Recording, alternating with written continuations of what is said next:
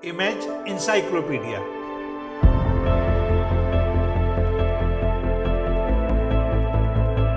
जानकारियों और जिज्ञासाओं की अद्भुत दुनिया। हेलो दोस्तों, अपने इस चैनल के हर वीडियो में हम आपको किसी एक विषय की विश्वसनीय तथ्यों के सहित पूर्ण जानकारी देंगे। ऐसी जानकारी जिसकी तलाश में स्कूल कॉलेज के छात्रों से लेकर सभी तरह के प्रतियोगी छात्र रहते हैं। हमारी ये वीडियो उन लोगों के लिए भी बहुत उपयोगी साबित होंगे जो जनरल नॉलेज में रुचि रखते हैं और कौन बनेगा करोड़पति जैसे कार्यक्रमों में हिस्सा लेकर सफल होना चाहते हैं। तो दोस्तों, आइए आज का वीडियो शुरू करते हैं। लेकिन उससे पहले आपसे एक अनुरोध कि अगर अब तक आपने हमारे इस चैनल को सब्सक्राइब नहीं किया है तो कृपया कर लें और हाँ, बेल आइकन का बटन दबाना ना भूलें, जिससे हर नया वीडियो सबसे पहले आपको मिले। क्लास में टीचर एक बच्चे से पूछता है, बताओ प्रकाश किस गति से चलता है। बच्चा बड़ा मासूमियत से तुरंत ऐसे जवाब देता है जैसे टीचर ने उससे कितना ही आसान सवाल पूछ लिया हो। जानते हैं बच्चे ने क्या जवाब दिया? जी हाँ, बच्चे का जवाब था रजनीकांत सर की गति से। कहते हैं इस सवाल को सुनकर उस टीचर को जीवन में पढ़ी हुई सारी भौतिकी भूल गई। लेकिन रुकिए, यह कोई अकेला वाकया नहीं है। एक और वाकया सुनते हैं। एक किसान ने अपने मक्के के खेत में कौवों को उड़ाने के लिए एक फिल्म का पोस्टर चिपका दिया। इसमें रजनीकांत की तस्वीर थी। फिर क्या हुआ? भैया, कौवे खेत से वापस गए और वे दाने भी लेकर आ गए जो उन्होंने इस खेत से पिछले साल चुगा था।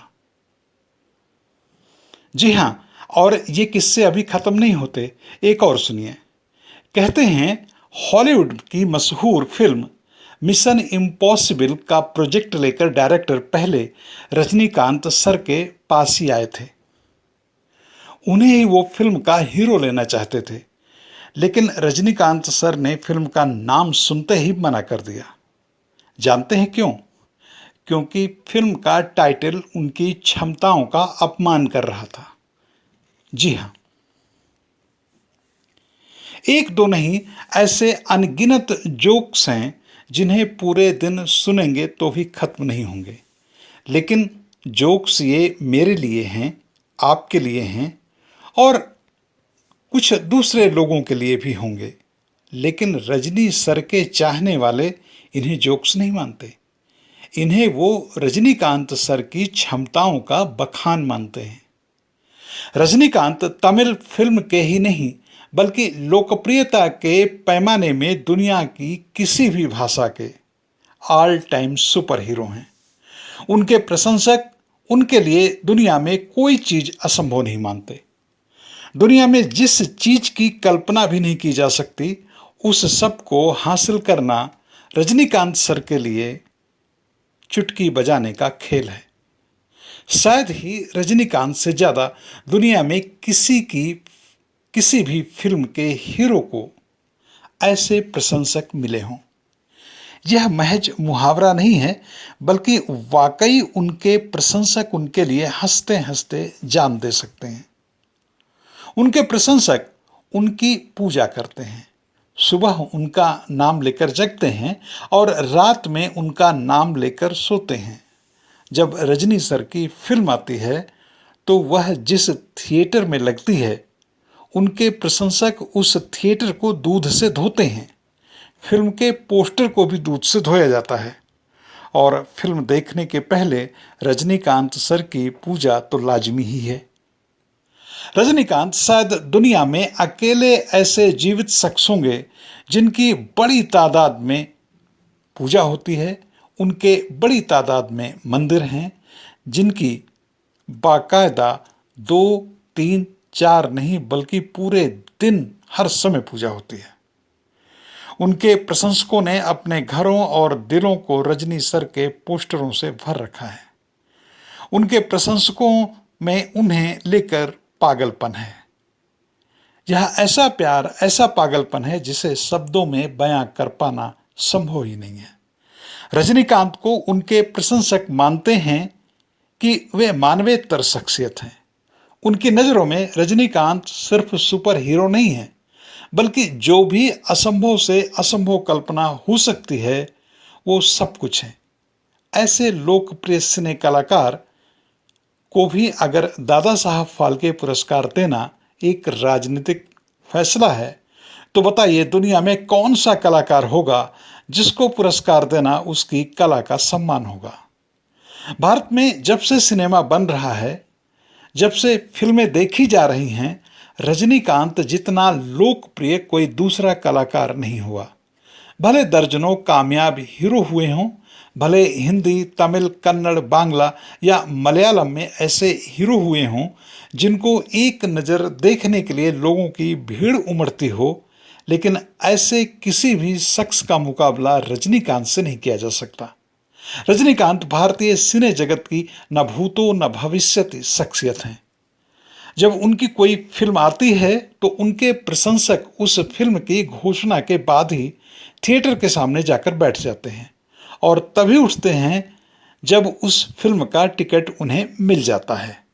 कोई भी थिएटर तमिलनाडु में उनकी फिल्म लगने की घोषणा ज़्यादा से ज़्यादा एक दिन पहले ही करता है, और वह भी शाम को, जब अगले दिन फिल्म दिखनी हो।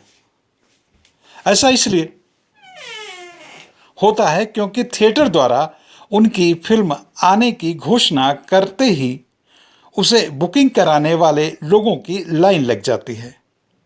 लोग उसी समय से थिएटर की खिड़की पर टूट पड़ते हैं, और अगर किसी वजह से एडवांस बुकिंग न हो रही हो तो लोग पूरी रात टिकट विंडो के नीचे बैठकर गुजार देते हैं, लेकिन फिल्म का टिकट लेकर ही वहां से उठते हैं। लोगों में रजनीकांत को लेकर जुनून की हद तक चाहत है। अगर लोकप्रियता सिने कलाकारों की कामयाबी का कोई पैमाना है तो दुनिया के सारे सिने अवार्ड रजनीकांत सर को दे दिए जाने चाहिए। तो भी उनकी कामयाबी का सही आकलन मुश्किल होगा, क्योंकि अवार्ड खत्म हो जाएंगे, पुरस्कार कम पड़ जाएंगे, लेकिन रजनीकांत के प्रशंसकों में उनकी चाहत, उनकी लोकप्रियता, उनकी नशीली चाहत लगातार बढ़ती ही जाएगी, बढ़ती ही जाएगी। यह है रजनीकांत का जादू। इसलिए उनकी लोकप्रियता, उनकी फिल्मों की सफलता और उनके अभिनय में आख्यान गढ़ने के एवज में अगर उन्हें कोई पुरस्कार मिलता है, चाहे वह दादा साहब फाल्के ही नहीं, ऑस्कर अवार्ड ही क्यों ना हो, तो इससे रजनीकांत की शोहरत में इजाफा नहीं होगा, बल्कि वह पुरस्कार ही अपने आप को पुरस्कृत महसूस करेगा। रजनीकांत एक कल्ट हैं, रजनीकांत एक नशा है, रजनीकांत चाहत के एक उन्माद का नाम है। लेकिन उनकी वास्तविक कहानी बिल्कुल मामूली है, बिल्कुल दूसरे छोर की फंतासी सरीखी। 12 दिसंबर 1950 को तत्कालीन मैसूर, जो कि अब कर्नाटक के नाम से जाना जाता है, के बंगलुरु शहर में एक मराठी परिवार में पैदा हुए शिवाजीराव गायकवाड़। वह बचपन में घर में मराठी और घर के बाहर कन्नड़ बोला करते थे। आज वह धड़ल्ले से ही नहीं, बिल्कुल रफ्तार से तमिल बोलते हैं। उनके पिता रामोजी राव गायकवाड़, जो कि पुणे के मावडी काडेपाथर मराठी समुदाय से आते हैं, पुलिस में कांस्टेबल थे, जबकि उनकी मां जीजाबाई, जिनका कुछ लोग नाम रमाबाई भी बताते हैं, साधारण गृहिणी थीं। अपने 4 भाई बहनों में वह सबसे छोटे हैं। उनसे बड़े भाई सत्यनारायण राव और नागेश्वर राव अलग अलग क्षेत्रों में काम करते हैं, और उनकी बहन का नाम है अश्वथा बालूभाई।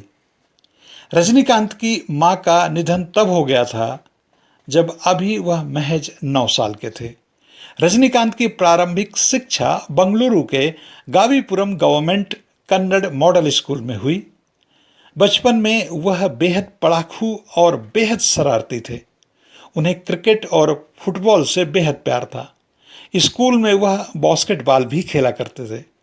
बचपन में ही कुछ दिनों के बाद उनके बड़े भाई ने उनका दाखिला रामकृष्ण मठ में करवा दिया, जहां वह वेदों का अध्ययन और हिंदू इतिहास तथा परंपरा का ज्ञान प्राप्त करते थे। शायद उन्हीं दिनों से उनकी समूची शख्सियत में एक खास किस्म की आध्यात्मिकता मौजूद है। इसी मठ में वेदों और परंपराओं का अध्ययन करने के दौरान उनमें अभिनय के प्रति रुचि पैदा हुई। दरअसल वह मठ की रंगशाला में खेले जाने वाले पौराणिक नाटकों में अभिनय किया करते थे। इसी मठ में उनके अंदर नाटकों की तरफ जाने की चाहत पैदा हुई। उन दिनों उनका एक नाटक बहुत मशहूर हुआ था, एकलव्य। इस नाटक में अभिनय के लिए उन्हें कन्नड़ कवि D.R. बेंद्रे से प्रशंसा हासिल हुई थी।